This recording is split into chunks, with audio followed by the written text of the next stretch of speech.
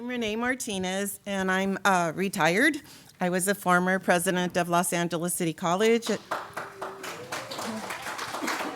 one of the 114 colleges in the state, and from the largest of the 71 districts, LACCD. Welcome, everyone, today on behalf of the California Emerging Technology Fund. I'd like the directors that are here, if they could please stand up or wave their hands.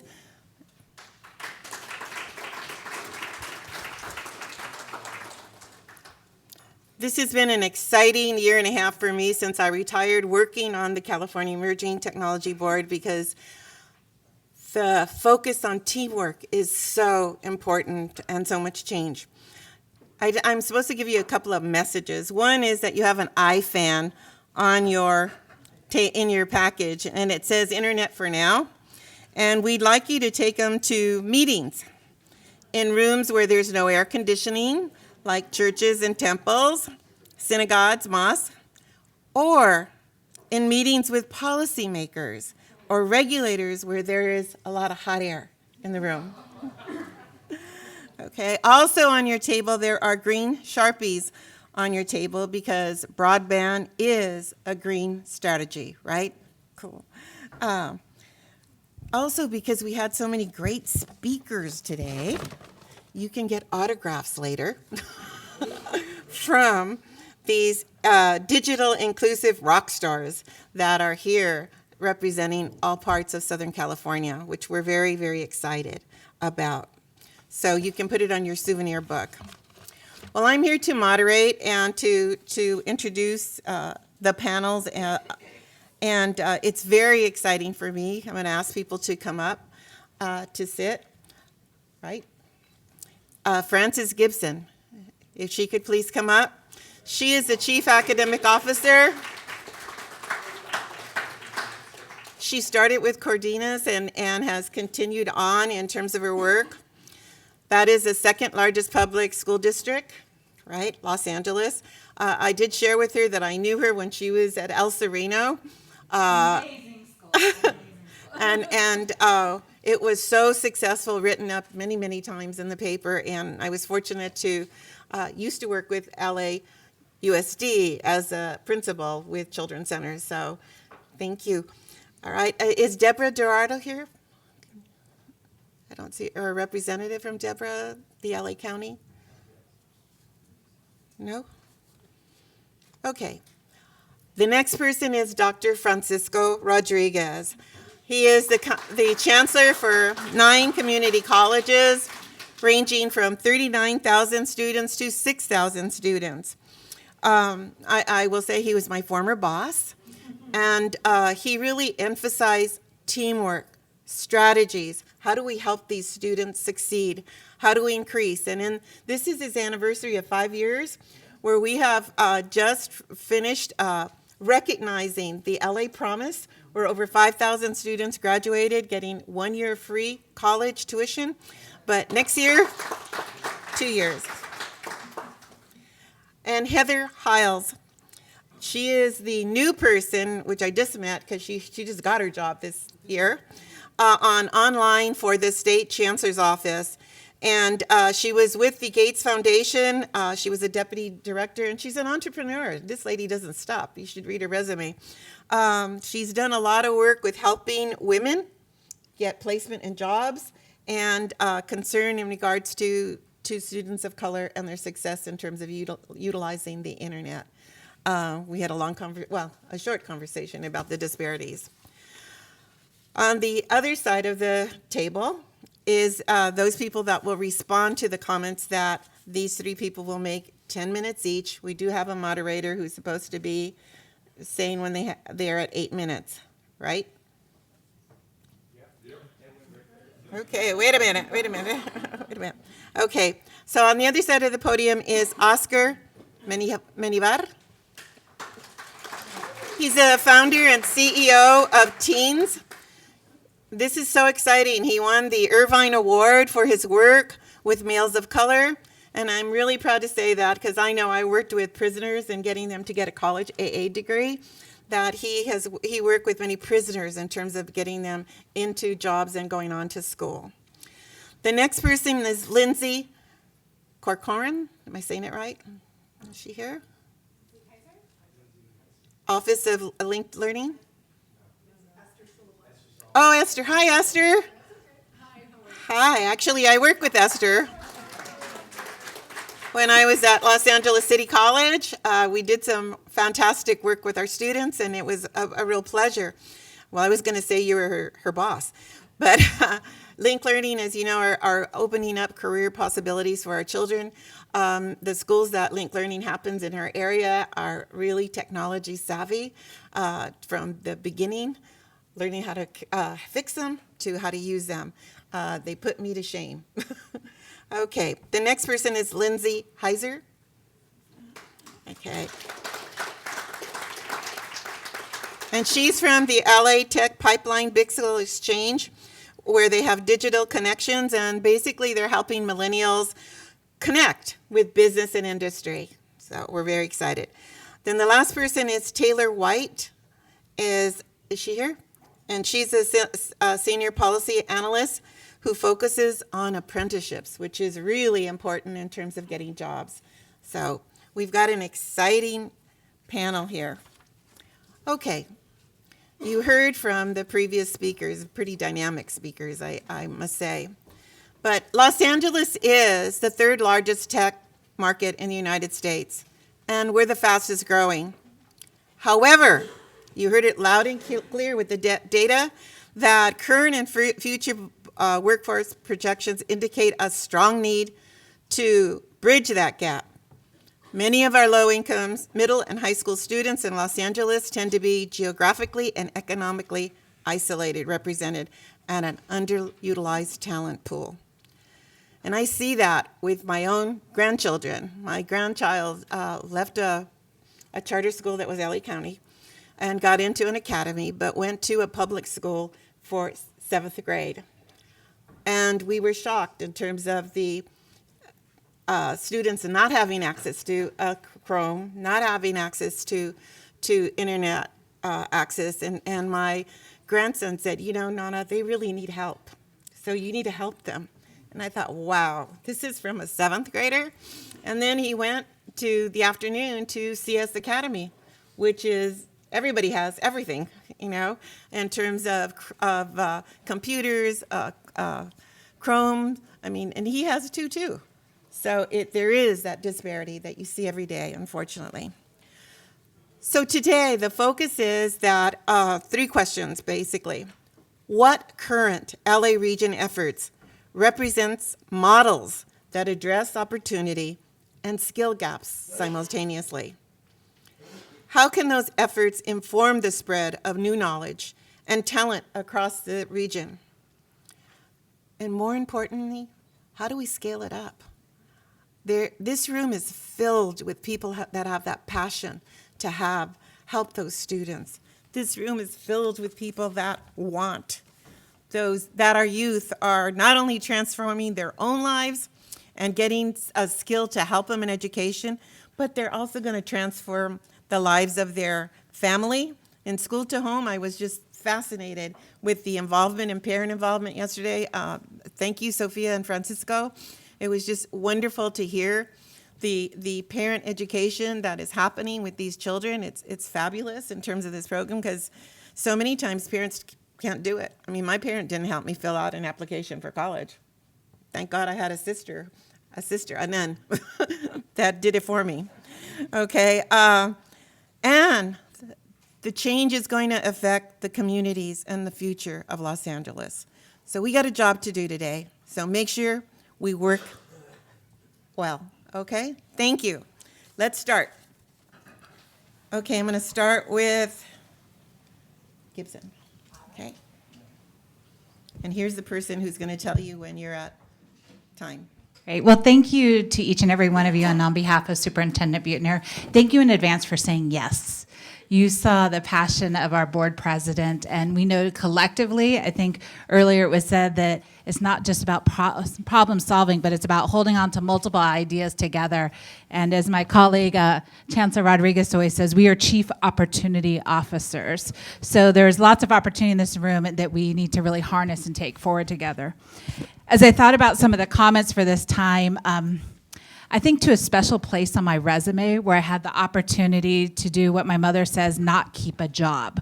I was a principal at El Sereno Middle School, where we were a program improvement school that became the first gold ribbon school on the east side of Los Angeles in 3 years. Right after that, I got one of those infamous calls from the superintendent who said, your application appears to be missing for superintendent.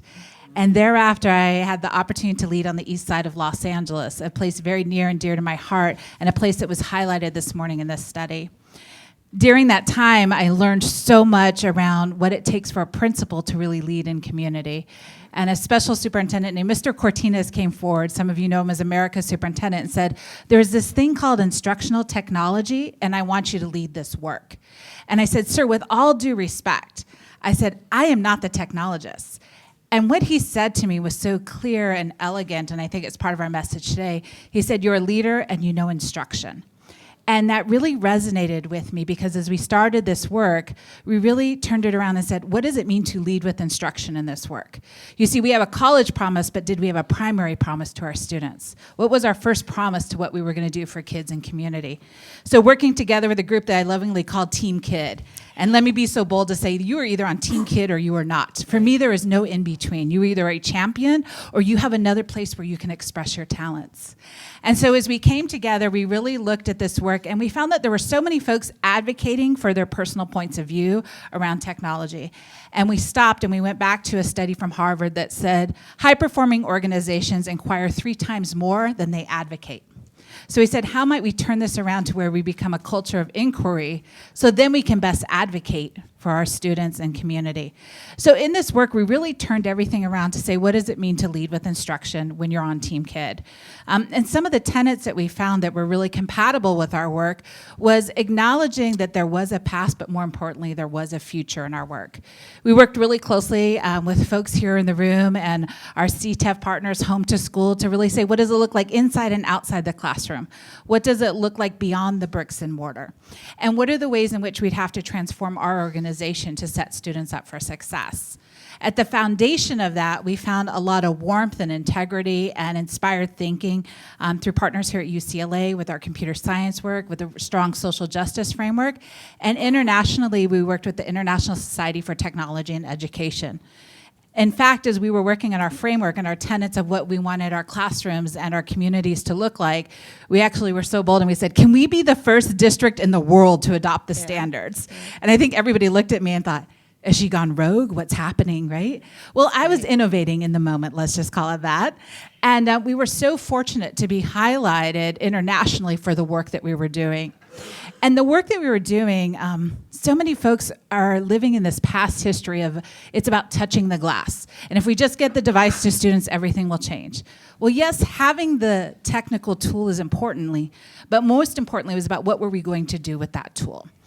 So when we looked at our ISTE standards and we worked with our partners, one of the things that we were very conscious of, and it scares me to say this out loud, but technology can also be an accelerator for bad instruction, but it can also be an accelerator for really good instruction.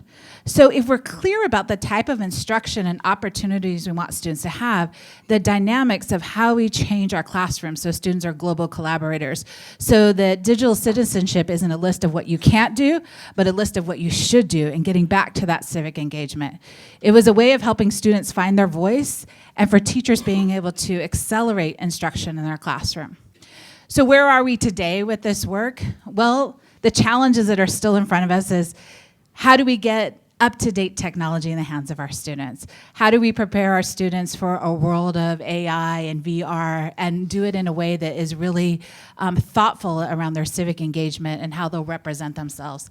How do we make sure that we have an education team, and I say team, not just teachers, that is ready, willing, and prepared to prepare our students for the jobs of the future. You see, we have some great courses that we've designed, and we've got a handful of champions, but we have nowhere near enough prepared educators and community leaders coming into our classrooms to support our students. In fact, I think Esther will proudly say that the linked learning pathways, we have over 232 linked learning pathways, and our biggest challenge is getting folks to offer work-based experience and internships to our students, things that I think every single person in this room could commit to today. So when we think about our students, I go back to where I was with as a principal and as a leader on the east side of Los Angeles, and we had 4 Ps. The first one was purpose. Do we know why we're doing what we're doing? And what's the element of voice in the room? And whose voice is being heard, whose voice is not being heard. The second P was about pathways. And we've created a tremendous amount of pathways in LAUSD. You can go to a website called go2lausd.net and find all the things that we have now.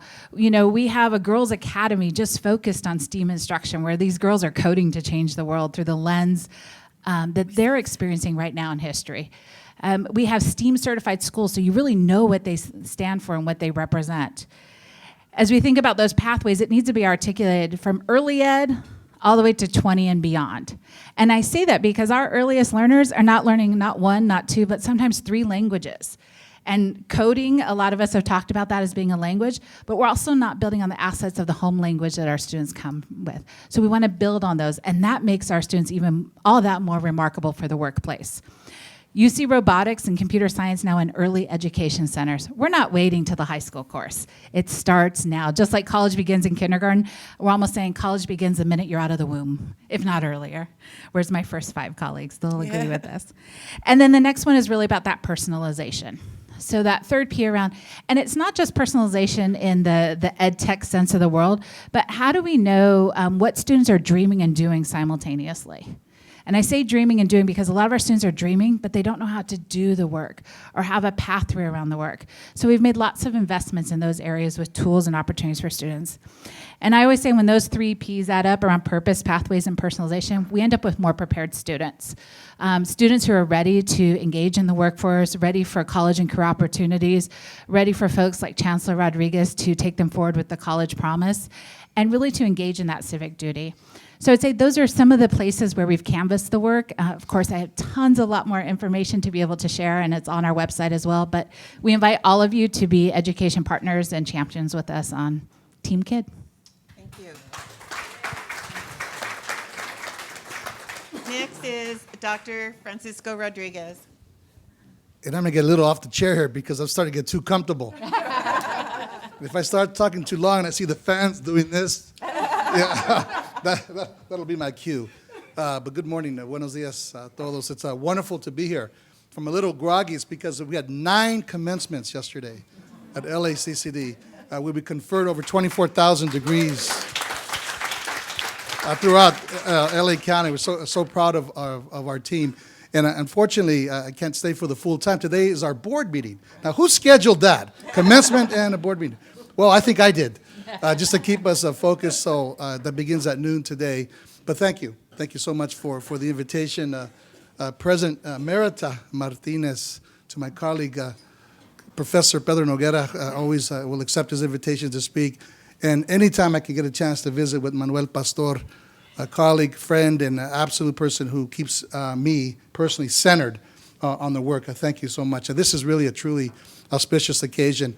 I've been asked to talk a little bit about the community colleges, the LACCD, and then what we're doing to address this digital inequity gap that currently exists and is pervasive. And if we don't do something now as co-collaborators, and I would even say co-conspirators, this gap will widen. It will be exacerbated. It will get worse. It will not take care of itself. This is not a self-fixing problem. This requires immediate, direct, strategic interventions that could be measured, evaluated, and then further deployed so that this gap that is existing now will be curtailed. We have a tale of 2 cities in Los Angeles. Look around. The wealth continues to be pervasively and profusely more wealthy, and those who don't have are being left farther and farther behind. In our Los Angeles Community College District, I just go from West Los Angeles College to South West College, just within a couple of miles. And I see gross in every stretch of that term, disparity in wealth and opportunity. So and that's just within a few miles. The community colleges overall, I'd like to describe us, unfortunately, as hiding in plain sight. How could a two-year system that serves 12 million students in this country, where just about 50% of every student who goes to college every fall goes to a two-year community or technical college, and here in California, with now 115 colleges serving 2.1 million students, 4 or 5 times larger than any other higher education segment in this state. 75% of all brown and black students, kids, go to the two-year system. The vast majority of low-income and first-generation students go to the two-year system here in California. For example, at LACCD, at our 9 colleges, this fall, 58% of our students who enrolled at LACCD were first generation in 2019. That's a beautiful thing, but it also means that we have a lot of work to do. So in talking about this system here, LACCD, we're 9 colleges, as you heard before. We touch 40 cities. We have about 900 square miles and a density of 5.2 million residents. That's our formal service areas. Our enrollments are 232,000 students. 52% of our students who enrolled today live in poverty. 8 of the 9 colleges, our students come from families that hover between $30,000 and about $50,000 to $60,000 average household income. So someone made the comment earlier, I think it was Dr. Pastor or Dr. Noguera, that still today, there are students who use our colleges, our libraries, our cafeterias as their internet connection. They do their homework, if you will, their schoolwork at our colleges because there is no such opportunity at home, or they don't have the correct bandwidth, or it's not sufficient for the work that we're asking them to do. Our students are 85% students of color. The demographic profile that you heard of LAUSD is essentially the older version at LACCD. And we're very proud of that. So what are we doing? Very, very quickly, I only have a few minutes to try to change that particular narrative. We mentioned the College Promise program. We just had our first graduating class. What this program is, every LAUSD high school graduate receives a letter of admission from us and the mayor. And I'm happy to see Lisa Salazar here from the mayor's office. And also the superintendent, saying you are admitted, guaranteed to any one of our 9 colleges, guaranteed seat, priority enrollment. Isn't that something good? Yes. And with the legislation that we assisted to pass, AB 19 with the Assembly Member Santiago, in this year through Assembly Bill 2, it'll be 2 years tuition-free education. Now, through the philanthropic support that we have in the room here, I see John here, Garcia from CCF, and others who are in this room, we are now able to provide additional cost of attendance. Keep this in mind. If you apply for all your FAFSA, all your Pell, all your Cal Grant, you at the community colleges, because of our low cost of attendance, you will get a maximum of $10,000. The cost of attendance at a community college, including everything, is about $18,000.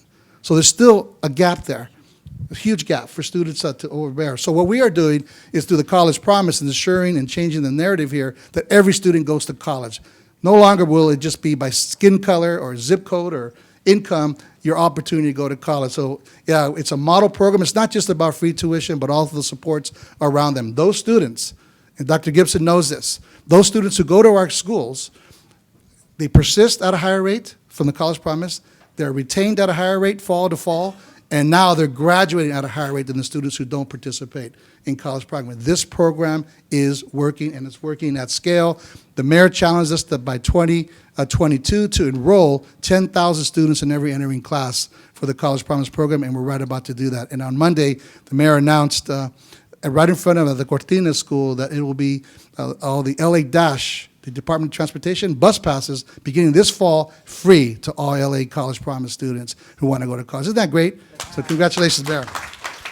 So I will conclude with this because, and I could certainly share more during the Q&A if there's time. We are investing a tremendous amount of resources into our infrastructure for a robust mainframe. We've done a study, a review, an external review assessment of all our IT processes, not just our business processes, which need to be improved, but also our teaching and learning processes. It's not just a tool. It is an indispensable commodity, if you will, that our faculty now need to use for the students. I remind our faculty that the freshmen who will come in a few months were born in the year 2000. Born in the year. That should scare you. That should scare you. Their interests, I told students that I went to the university before there was the internet. They think I'm a complete dinosaur. What? Before the internet? They have no idea. It's BI, before internet. You don't know. So with that in mind, we're then constituting who we're hiring to be in the classroom to change the definition of what excellence looks like. We do not decouple at LACCD diversity, inclusion, equity, and excellence. We don't decouple those things and parcel those things out. Dr. Pastor, they are baked in to our process. They're not sprinkled on. That's exactly right. Of course, we got the tremendous partnerships with our K-12, our county, schools, adult education. Our dual enrollment programs are taking off. And then lastly, we're making significant investments through the Strong Workforce Program. And I'm happy to see that my colleague Trish Ramos is here from Santa Monica, leading the LA and Orange County Regional Consortia around investments in workforce. And there's a report I'll just point out. It's available now called the LA Area Community Colleges at a Crossroads, a call to action. We need to interpret where the puck, as Wayne Gretzky would say, is going to be so that our curriculum can be perfectly coinciding with the skill sets that employers need. Academic agility, the ability to learn. No longer is it about just performing a job function. It's about learning how to learn and be adaptable and agile as the market moves forth. You've heard that our students will change their interests, their careers 5 to 7 times in a lifetime. We have to provide them the ability to think critically and to adapt to the markets and to jobs that may not even exist. We need to keep in mind this statistic, and it's scary, that the jobs that pay under $20 an hour are 20 times more likely to disappear in the future, in the near future, because of automation, because of AI, and other functions like that. So we have to provide a skill set and an adaptability of learning how to learn, how to get along with others, how to collaborate with others, and that's what the focus we've been on. So I'll leave it at that. I'll just mention this, because this is a purposeful disruption. Beginning this fall, we are doing away with remediation at LA Community Colleges. Yeah, it's a big deal. It's a big deal. It's a disruptive, something we haven't done. We have perfected the art of remediation at the community college, so now we need to perfect the art of teaching students and assisting students in college level English and college level math the moment they arrive on our college campuses. So I'm very, very proud of that. And lastly, we are investing, because of the generous support of our community, building academic facilities with technology infused facilities through Measure CC that passed in 2016. So I thank all of you who live in our district who voted to support that. And I'm mindful of what happened yesterday, and we shall return, and we're partners here, and we'll get this done. Thank you very much. Thank you. It's very exciting, and I'm very honored to be able to talk about what has been called the California Online Community College, which actually is number 115 of the community college system, right. And to be so incredibly well represented with our brethren and our sisters at LA Community College, as well as Santa Monica Community College. We are trying to continue with the building out the continuum of offerings for folks that have been dubbed now stranded workers. And before I get into what the community college is doing, which has actually been named now, it's called Calbright College. I wanted to just acknowledge what Dr. Pastor said, which is that our challenge today is not to beat the odds, but really change the odds. And that is just powerfully sitting with me, because I am not only, like most of us in the room, a living example of somebody who got to beat the odds for a number of reasons, but I'm so mindful and seeing it real time how so many people are just on the wrong side of the game right now in the playing field and are so much worse off than even what I experienced when I was going to UC Berkeley as an undergraduate, et cetera. And I see from my family, for example, who were born and raised in LA like myself, my sister, who had her first child at 15, has struggled economically, and her children are worse off than my children and worse off than she was. And it is very real, and we're living in it right now. And what I'm seeing is if we don't make major changes, the trajectory is so powerful going in the wrong direction that we can't recover. We can't afford to just work on little incremental peripheral changes. We actually have to do big, bold, make big differences. Right now, the kind of the villains, if you will, that I'm focused on with our community college are first and foremost, the predatory institutions that are going after our learners' financial aid money, and they don't care if people are left in debilitating debt that they cannot get themselves absolved from for the rest of their lives. And secondarily, the employers, the big companies that I benefited from by, I was an entrepreneur and sold to many of these big companies, but these companies are sitting on billions of dollars of cash. They're outsourcing a lot of their jobs to other countries. They're importing people from other countries to do the jobs, and they're getting big corporate tax credits. They're sitting on billions of dollars of cash, and they're not investing in indigenous Californian folks for these opportunities. They've abandoned us, and we've got to hold them accountable. So what we're doing with Calbright College is we are focused on upskilling folks. So there are over 8 million Californians today who are considered these stranded workers. They're underemployed. Some of those folks I think of as abandoned workers because they're working 3 and 4 jobs but have no benefits whatsoever. And then there are a lot of folks like our that we're working with, who are members of SEIU and CSEA and other unions, who do have benefits and have one job and are supported by their unions, but they're stuck in positions and they don't have access to skills upgrading to participate in the changing economy. And so what we're doing is we're building at no cost skills upgrading training programs that are actually competency-based, that are tied to specific jobs. And we're training people for those competencies, and we're making sure that folks are not only not having to pay tuition and other costs to participate, but they're actually being invested in through paid apprenticeships and stipends to be able to gain the new skills to be able to do these new jobs. And they're being actually trained on the job at the employer sites so that they are just kind of built into and prepared for these new jobs, and they become, rather than being a monolithic unknown group that employers won't work with and won't recruit, they become known human beings that are brought in and invited into and prepared for the jobs that are in these companies. So we have a lot of online technological offers to provide these different training programs for specific jobs, but we're also building in the human interaction, because a lot of our folks, the reason that they're not getting interviews and getting hired into these opportunities is they don't have the social networks, the professional networks to even get the interviews. And that's a chicken and egg problem that we got to stop, we got to break, discontinue.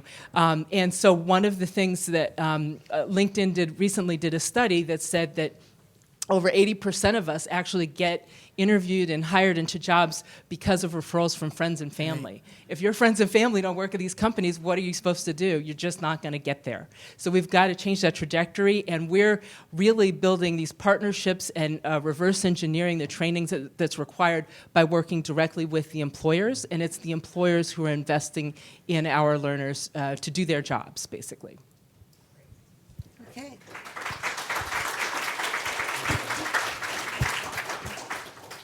Well, we'll just go down the down the aisle. Okay. Hello, good morning, everyone. I'm just a little jet lag. I just flew in from El Salvador, and literally this morning, so trying to catch up to everybody over here and try to catch up to you. It's really first and foremost, thank you for having us here, for having me here. Dr. Noguera, thank you for creating the opportunity to be able to speak. Now I have to speak a little bit fast because I have 3 minutes. I have a lot to say, so keep up with me. I won't go too much into what we do because there's a paper out there someplace that talks about the work that TXT is doing, helping young men of color, black and brown boys to become technology entrepreneurs.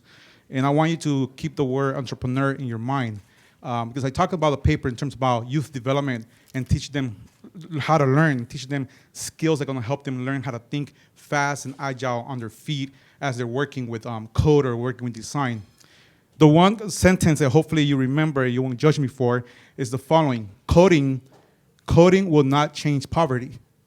I need you guys to understand that. Coding will not change poverty.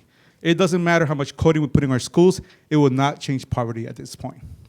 I need you guys to understand that. Somebody said we got to, San Francisco said we got to think about where the puck is going. Where the puck has gone. 10 years from now, it's going to be different. Okay.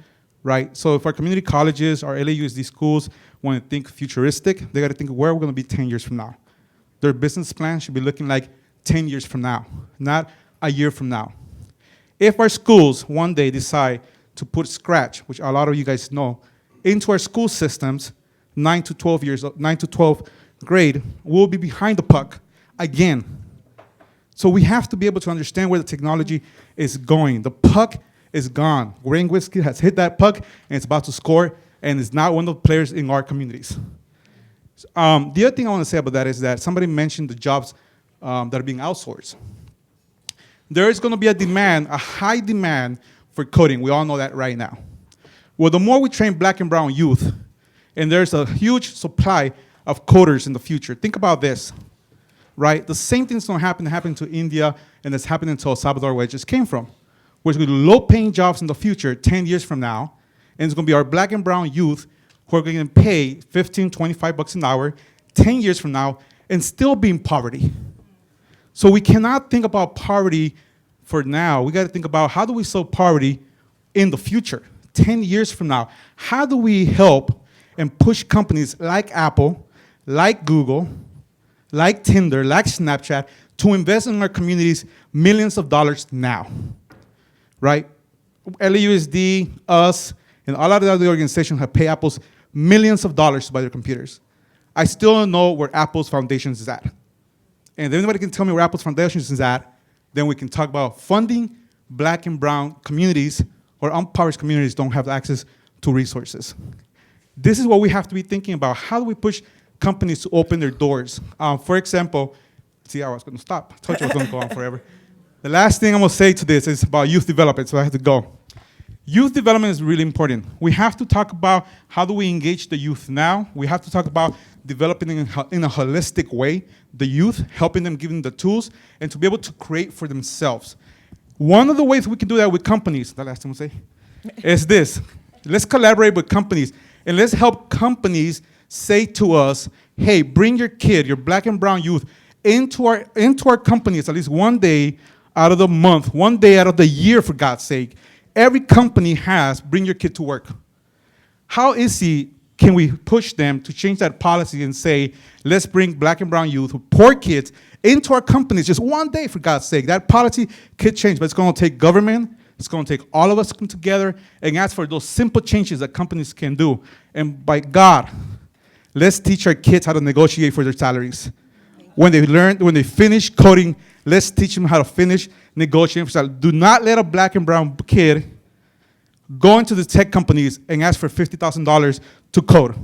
Make sure they start $150,000 or more and nothing less, because that's what our kids deserve. Thank you.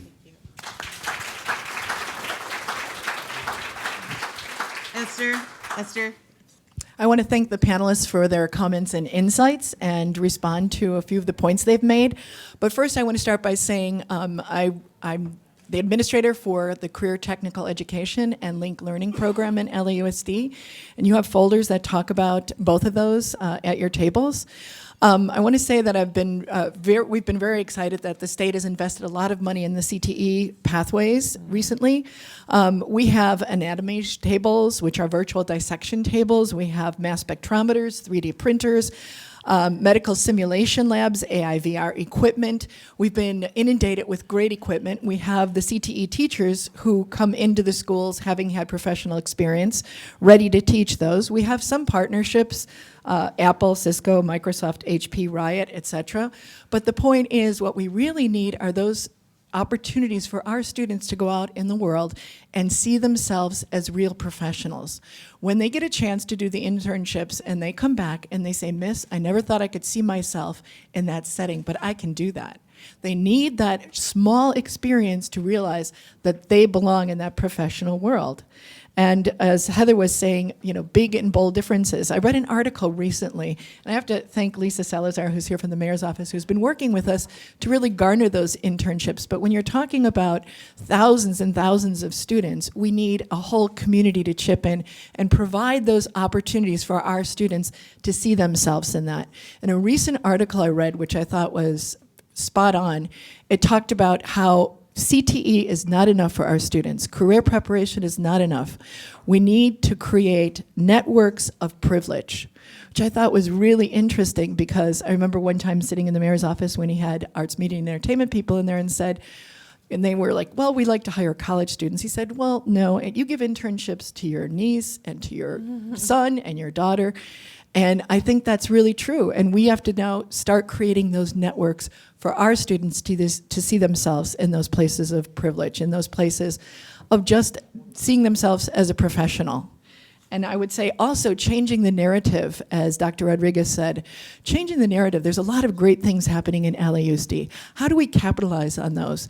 We need the community to come to LAUSD, or to invite LAUSD students to their world to become part of that, because it takes everybody working together. Thank you.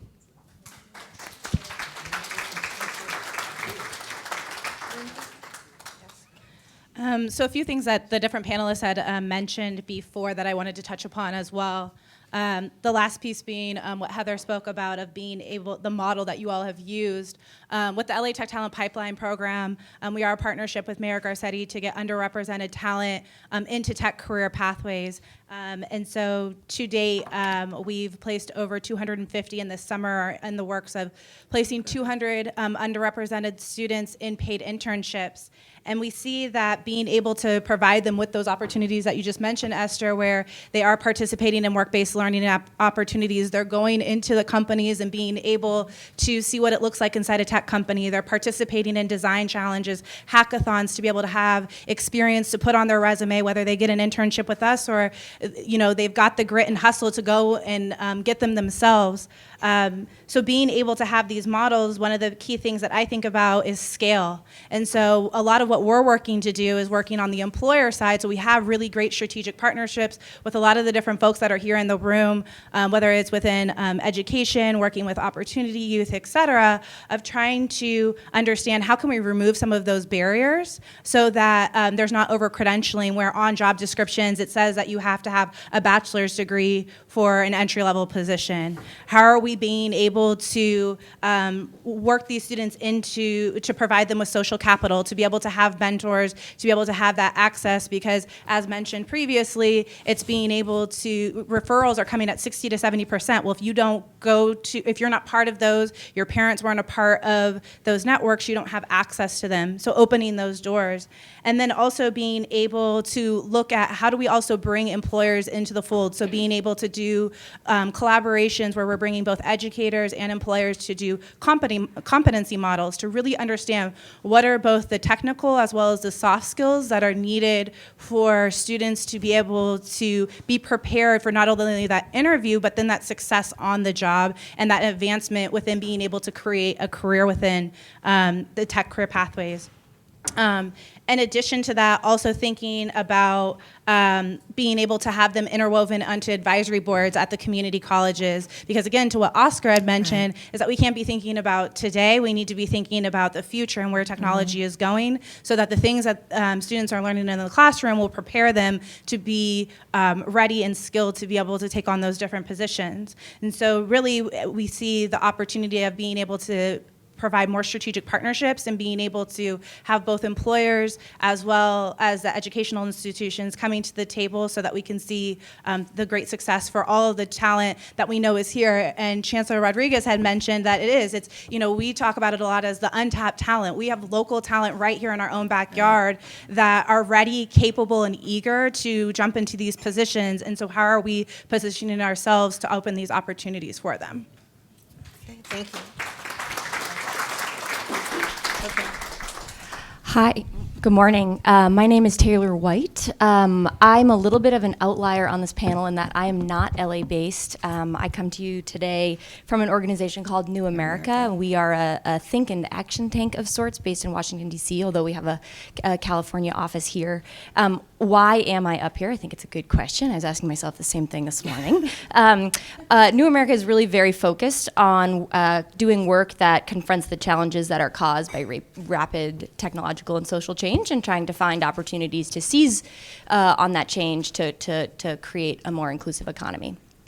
I work in particular in our education policy and workforce development teams, and had the great pleasure in August of being here with a bunch of folks, I think that Dr. Noguera mentioned earlier.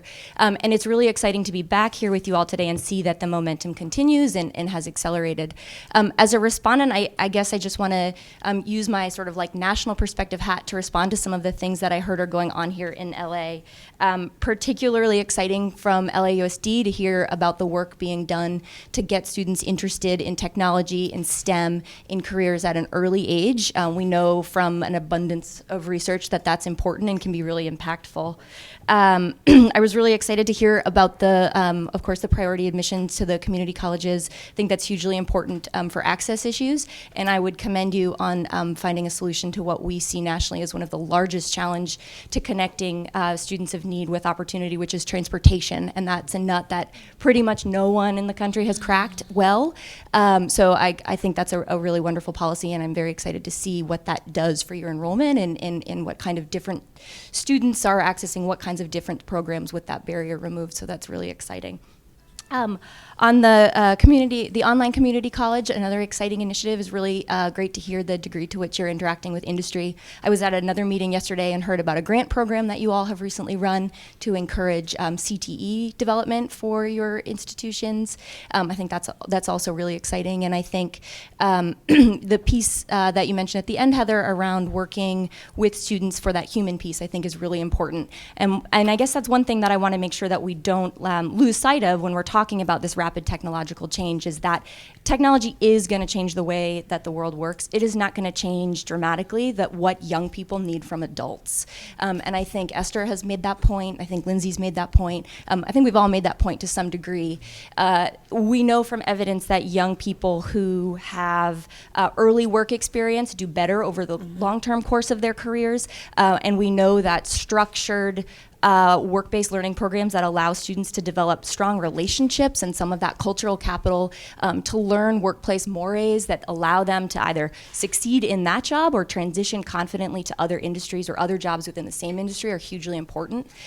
During my introduction, it was mentioned that I work a lot on apprenticeship. I do. I think that's a fantastic model for doing exactly what I've just described. We do a lot of work on apprenticeship and youth apprenticeship in particular, and are excited to continue working with folks in LA on figuring out how to continue developing opportunities in that realm. But I would say for the employers in the room, I think you've heard from almost everyone up here the important role that you can play in creating opportunities. Education is an input, and we need employers to be creating opportunities to host students and helping them understand what opportunities exist. So at the risk of continuing the hockey metaphor, I will say here to the employers in the room that you miss 100% of the shots that you don't take. And there are very, very eager partners up here and around this county, around the state. And I would encourage you to be, when looking at partners, to push yourself beyond the sort of CSR push, right? Like, how can your HR strategy involve new institutions, new types of people, and how can you support them once they're there? So push beyond access, think about what it means to have them as part of your communities. You will be better for it. Okay, let's give everybody a round of applause.